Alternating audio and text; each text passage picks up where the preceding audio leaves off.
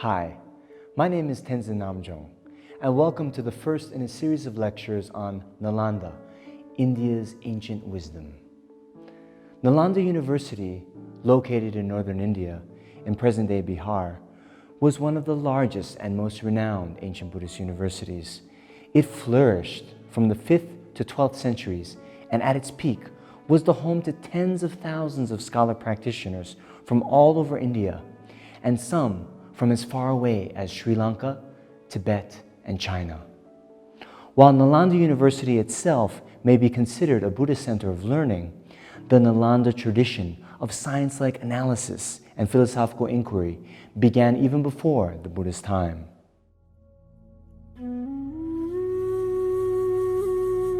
Siddhartha Gautama was born 2,600 years ago in present-day Lumbini, Nepal, into a philosophical world where the greatest thinkers of the day would regularly sacrifice the comforts of the typical family life and career to devote themselves entirely to a more deep investigation into the nature of reality. Yet Siddhartha himself knew nothing of this world for the first few decades of his life. His parents, the rulers of a modest kingdom, had committed to sheltering him within his palace to keep his mind on the track they had chosen for him, to succeed them in ruling the kingdom. But a curious mind can never be entirely suppressed, and at the age of 29, the soon-to-be Buddha snuck out of his palace to see what else the world offers. On seeing the sights of a decrepit elderly person, a violently ill person, and a lifeless corpse, the young researcher was profoundly perturbed. He'd been jolted out of the sheltered bubble he had known since birth, and now needed to know what the real nature of this human life is, which now threatened to become meaningless in light of the inevitability of death. But it wasn't until he snuck out once more and saw a spiritual mendicant, a philosopher meditator, totally dedicated to developing full knowledge of the nature of the self and reality, that his career of deep inquiry and research into the human mind began. Prince Siddhartha had asked his father, the king, the most powerful man in the land, if he had the ability to free his people from the sufferings he had just seen, the sufferings of aging, sickness, and death. When his father said no, he could not, young Siddhartha decided that he must leave the palace to find the means to be free from these types of sufferings altogether, and then he would help others do the same. His hypothesis was that this type of complete healing of the human mind was possible. He left the palace and then sought out the most renowned religious teachers of the time.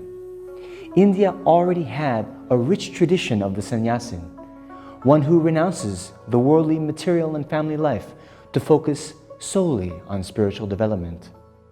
These sannyasis primarily use meditation, a system of observing the inner workings of the mind and then subjecting the mind to different internal stimuli in order to bring about a mental transformation. Siddhartha mastered the meditation techniques practiced and taught at the time, which he found in his direct experience brought great bliss and peace during the meditation, but which couldn't be sustained after the meditation was over. He realized that to truly test his hypothesis, he needed a way to radically transform his very sense of self. He moved on from the teachers who had taught him those concentration practices to conduct further experiments using the laboratory of his own mind. Through his continued investigation, he came to realize that the main cause of suffering is a cognitive error, an innate assumption that things exist as independent entities, whereas they, in fact, are emergent and contingent. But the mere one-time realization of this was not enough. It had to be sustained in meditation over and over again until there was no longer any chance for the destructive emotions or harmful, confused actions to arise again. This is what is meant by nirvana. Throughout this whole period, the Buddha's approach to knowledge and discovery was based in trial, empirical observation, and reasoning. To sum up the rest of the Buddha's life and the next 2,600 years of the Buddha's history, we can say that the Buddha was indeed successful in his research project, and his hypotheses were validated. This gloss by no means does justice to the millennia of human engagement with Buddhist thought, which ensued from the Buddha's initial investigations.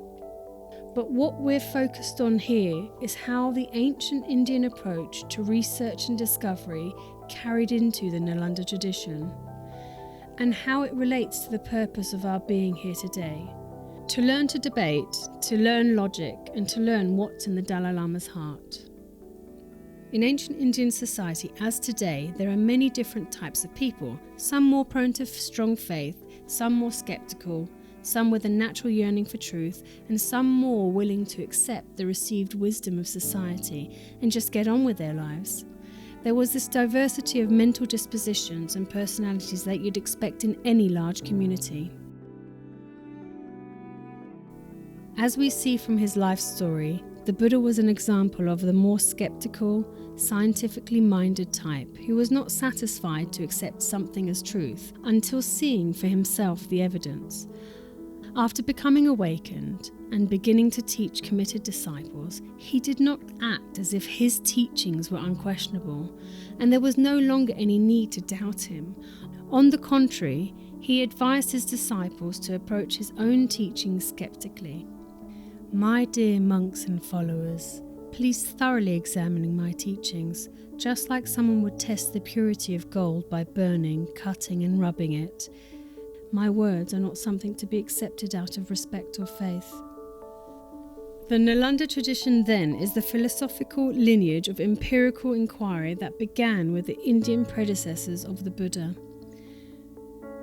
It was carried on by like-minded individuals who were his contemporaries and disciples, and then eventually came to be institutionalized in the actual University of Nalanda, which was active in northern India from roughly the 2nd century to the 13th century CE. Nalanda tradition philosophy refers to the specific body of literature composed by scholars connected to Nalanda University. In a more general sense, it refers to an approach to philosophy. The two essential features of this philosophy are a willingness to question everything and to not be satisfied with an answer until confirming it for oneself, through one's own valid experience and valid reasoning. The writings of scholars who studied and taught at Nalanda were translated and brought into many different cultures, particularly China and Tibet. Out of the many hundreds of such texts, it's specifically the treatises on logic, psychology and epistemology by Dignaga and Dharmakirti that epitomize this reason-based approach to knowledge and discovery. The study of these treatises has been maintained only in Tibet. Thus, from the 8th century until the present, scholars in Tibetan culture have been studying the Nalanda tradition philosophical writings while simultaneously practicing the Nalanda tradition approach to philosophy. Today, any scholar at one of the main Tibetan academic institutions will spend 20 to 25 years studying the writings of Nalanda tradition philosophers before graduating. Their unique style of study utilizes intense analytical rigor through a method of one-on-one debate that each student practices with their classmates for several hours a day. His Holiness the Dalai Lama is no exception, and after completing this standard curriculum as a young man, he has continuously pursued a study of these writings until the present day, reading them whenever he has free time. Thus, these writings and the perspectives presented therein are very close to the Dalai Lama's heart. They are the nutriment that has sustained his mind and made it into the jovial, compassionate, lucid, and deeply wise mind that we all know and admire today. Our aim here with this series of lessons is to give a window into this kind of mind and tools to develop those same qualities in ourselves.